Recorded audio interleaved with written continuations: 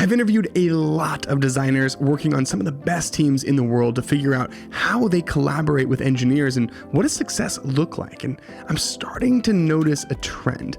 The highest functioning product teams throw away a lot of code. I think at a lot of other teams and whatnot, the norm is that, if it gets built and it changes, it's sort of like throwaway work and it's a waste of time.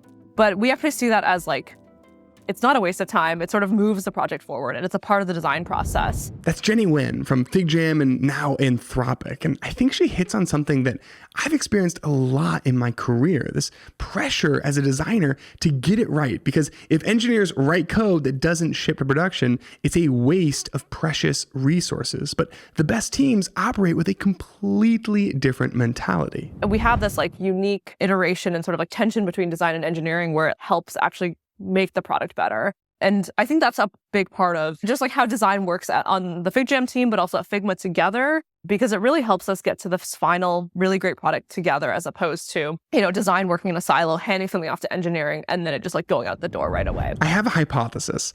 The quality of collaboration between design and engineering is best represented by the amount of exploratory code that is thrown away. Because that's how you know that you're exploring in tandem with developers and looping them in early to the process. I mean, if you're only showing developers your polished work, then yeah, you're not wasting any code, but you're also missing opportunities that are only spotted if engineers are helping you push past what's obvious and easy to make in Figma. It's a big reason why the VP of design at Airbnb, Tay O'Connor, said they're changing the way that they prototype. We used to do a lot of work where we'd be designing only, in Figma for a really long time. And we'd then take, flat designs and show them. And really, you only understand when a design is going to work when you see it on device, when you're actually playing around with it. We move now into prototype and using real code much earlier on in the product development lifecycle. The more quickly you move into exploring ideas in code, inevitably the more code that's going to go into the trash. But as Vincent Vandermeulen mentioned while talking about the early days of Diagram, that's the cost of doing good work. You can't really get a sense of what they feel like, right? When you're just drawing them out. So you really want to get to a point either via a prototype or just by actually coding it up that you can verify it. It's often whenever someone designs something, I don't even bother saying oh, A or B is better. I just say okay, make them both, send us deploy links and we'll try them out both. We'll throw one away. That's fine. That's just the cost of doing good work. In an upcoming interview, I talk with Alejandro, who's a co-founder and the chief design officer at Runway. And they do something I've never seen before.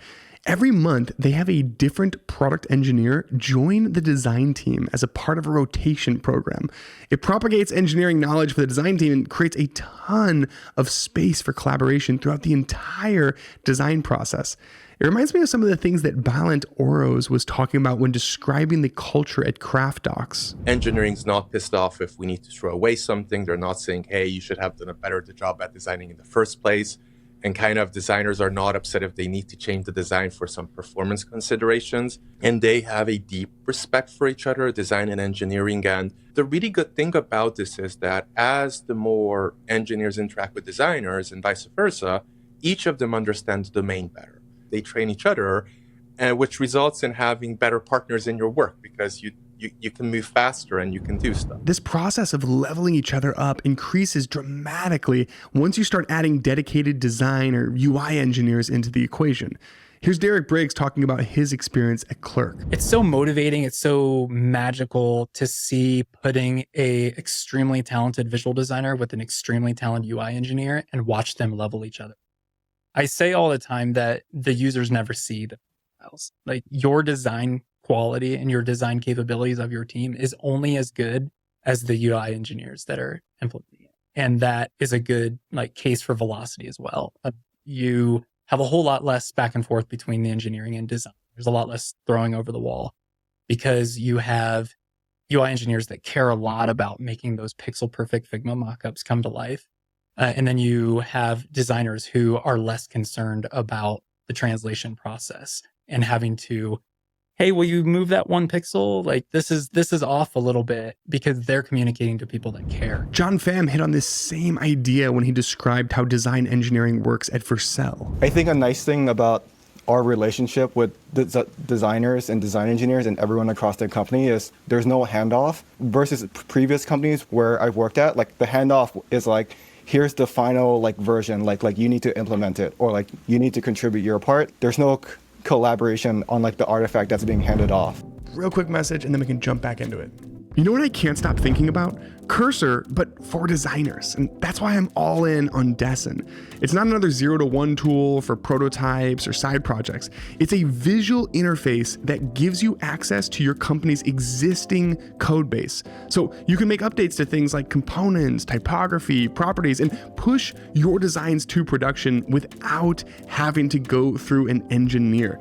And that's what the future of product design will feel like, and you can start experiencing it today. Just head to dive.club/Deson to get started. That's DESSN. Look, you know how big of a Jitter fan I am, but their latest release is hands down the best one yet. Now, Jitter has an infinite canvas for animation design. And I mean, within 30 seconds of using it, I knew that this was always the way that it should be for motion design.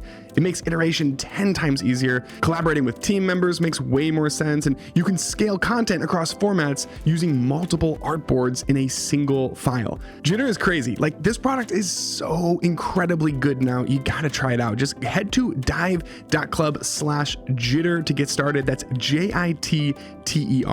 Okay, now on to the episode. Now, maybe you're like me and you don't have dedicated design engineers. I mean, maybe your company still does quote unquote handoff, and that's okay. It can still be collaborative.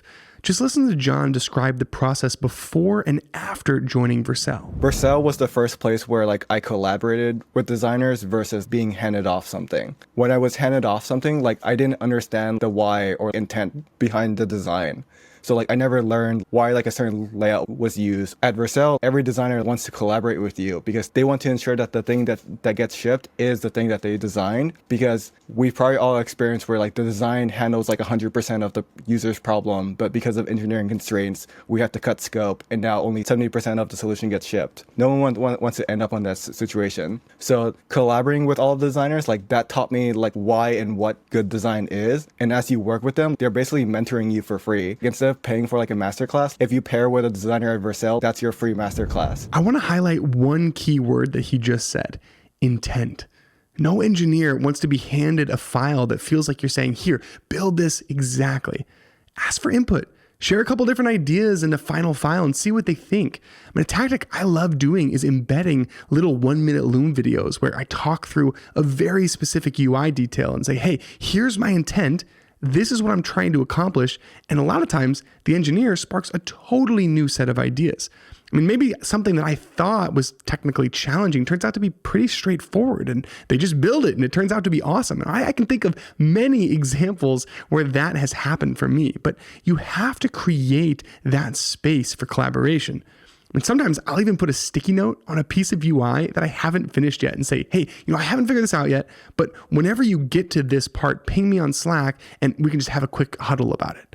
Establishing this type of trust and empathy for engineers goes a long way.